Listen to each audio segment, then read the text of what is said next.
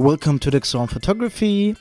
We spent 1 week in Italy, in Naples, and I thought let's take a look at some of the images straight in camera. I have the Canon 6D Mark II here with a touch screen, and one evening I went out to take pictures on the streets of strangers. Now here I am near the university. It's in the part of the city where we stayed, so I thought I'd go out on the streets and just talk to people and photograph them, doing what I love and giving joy to others. And I photographed here with the 6D Mark II and the 50mm 1.8 lens at f2.2, which is a phenomenal lens, I think, especially for traveling. I have the 50mm 1.2 version at home here, but I went with the 1.8 version because image quality is great, sharpness is great, bokeh is great, and it's light. And especially when you have a bag around and you walk around all day long with more than one camera, weight is everything. And so I thought I'd rather take the 51.8, and this is what you get with it straight out of the camera. Shot at f2.2. And I thought, let's take a look at these images. Now, if you think these are expensive sunglasses, we bought these sunglasses in this street the day before on the other side of the street for €5. We bought 3 different sunglasses, each €5, and it's really nice for photography to have the different sunglasses with you. So the next shooting I did just some streets around the corner. This is a couple that came from France and they live in Shanghai, and I really liked her outfit. It was really exotic, and I thought it's always nice photographing couples. I always think of me and my girlfriend walking around, and it would be nice if somebody would take a picture of us, and so I do it for other couples and think they might enjoy the images afterwards. Especially when you're a tourist, I think you really appreciate it, having some great images of yourself and your girlfriend. Now the next shooting, I've talked to these 2 Italian girls. It's not so easy with Italians to talk English. Many didn't talk English, so I talk Spanish. Most of the time when I talk to Italian people, most that I talked to did not speak English, so I had to go with Spanish. Now, do Italian people speak Spanish? No, but they can understand more. They can understand Spanish because there are similar words. There's a similarity in words and in language, Spanish and Italian. So when I'm not a Spanish guy, but I speak a little bit, and that little bit has to be enough to get a shooting going, because sometimes English, some don't understand it. And I think I photographed this also. I did this also last year in Florence, where there were so many tourists, and many people I talked to were actually Italians that didn't speak English. So I often went with just talking Spanish, bad broken Spanish, and they could understand bits and pieces, and that had to be enough to get trust and comfort and to encourage them to do a photo shoot with me. Okay, then next day we went on a boat to Sorrento. Sorrento is a really beautiful place. Here image black and white and here in color. And before we stayed a day in Sorrento, we went on the next boat straight to Positano, I think it's called. Naples is a really big, loud city, but around Naples you have a really nice islands and the coastline with many different small pueblos, towns. A really beautiful scenery. Just there are so many places with these boats. People are just enjoying, having a drink, taking their Instagram profile pictures, and you arrive into this harbor, and you have the boats on the one side, and on the other side this big mountain with all the houses. It's a really photogenic place. And now I use a different lens. I have the 24mm lens. Actually, unless the street photography images, I took all images with the 24mm lens. And the 1.4 version, here I shoot at f1.6. I'm at the maximum setting, aperture, ISO, shutter speed. No, I'm at 1/4000th of a second. It's the maximum shutter speed. ISO 50, lowest shutter speed, f1.6. I could have gone to f1.4, but then the image would be too bright. This is a selfie that I took myself with a remote control. I hold it here in my hand. Push the button, camera takes a picture. I have the camera on a tripod here. So the camera sees my face automatically at any aperture. I can shoot open 85mm 1.2 at 1.2 and I will be in focus if I'm the only person in the frame. Now I took some images with my girlfriend.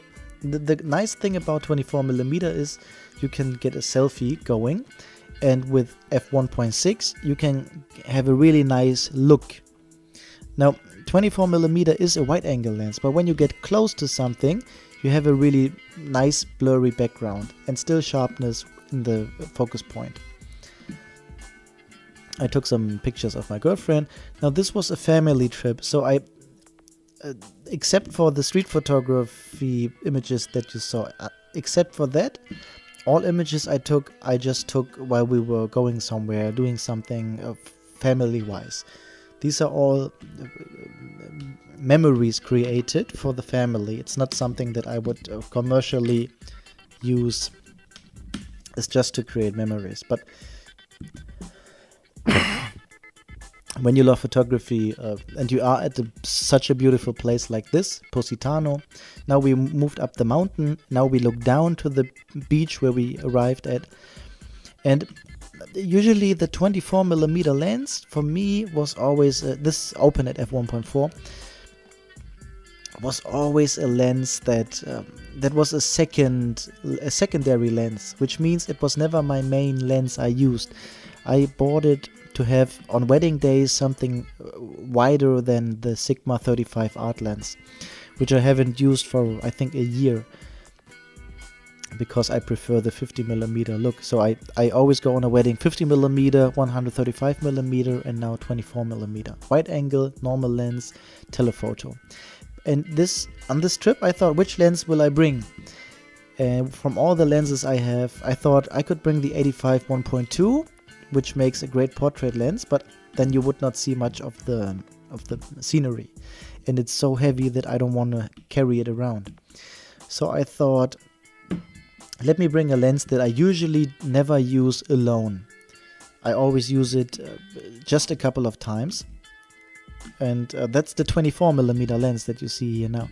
And I'm really fascinated with the images that I got with the 24mm 1.4 lens, because I never gave that lens a chance really to shine. Now we sat down here on the stairs in the shadows because it was really warm, hot, and it's not so easy with the child and the buggy to go up all these stairs. And there were two girls sitting here, and I thought, let me just take some pictures for them so they have some memories. And so I photographed these two girls. They are from America. I'm still at the 24mm lens at f1.6, really sharp, and took some images just where I talked to them. And then I switched to the 50mm at f2.2, the 50mm 1.8 lens. A really nice lens. I love the 50mm lens. Any lens, 1.8, 1.4, 1.2, doesn't matter. If it's a 50, it's very easy to use. So let me see if I have another card here that we can take a look at. So that's where we were sitting, Anna and me, and just down the stairs, that's where I talked to the girls. Now, this is down in Positano, and you see, now this is a wide angle look, and everything is sharp somehow. I'm shooting at f2.0, and still When you zoom in, you see a blurry background, but looking at this like this, everything looks sharp. But when you get closer, like this, you can get a really nice blurry background the closer you go. And I'm standing really close now to Anna. Let me just get the...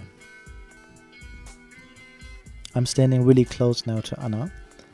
And I think it's a really nice look. You have the blurry background, you have the person without distortion, and you see what's in the background.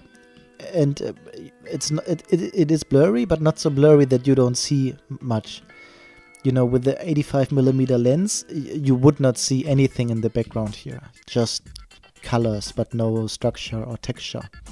So the 24mm lens is a challenge to use, because you cannot, you know, with any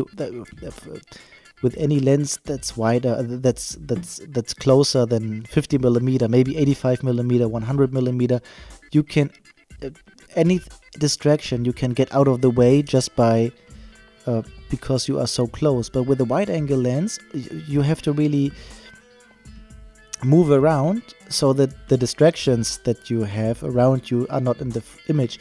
So for example, this is a really calm image. There are not many people here, but you know, when you move around, actually it's full of people here. The place was full of people, and so with a wide-angle lens, it's much more difficult to sometimes get the focus on one subject when around you there are distractions.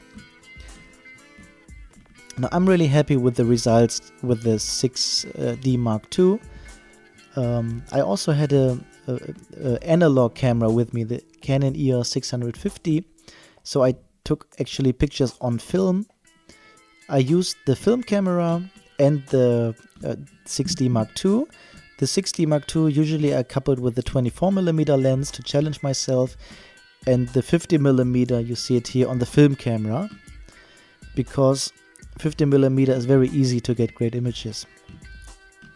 24mm, it's much more difficult. So I thought, let's just go through some images. These I took as well of myself at f1.4, 24mm, on a tripod, and I have a remote control in my hand. Here it's hidden. When I push the button, the image is taken. At any aperture, I'm sharp. This is f1.6, and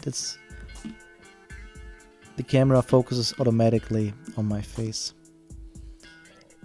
Yeah, I thought I will also make a video where I talk about the trip to Naples.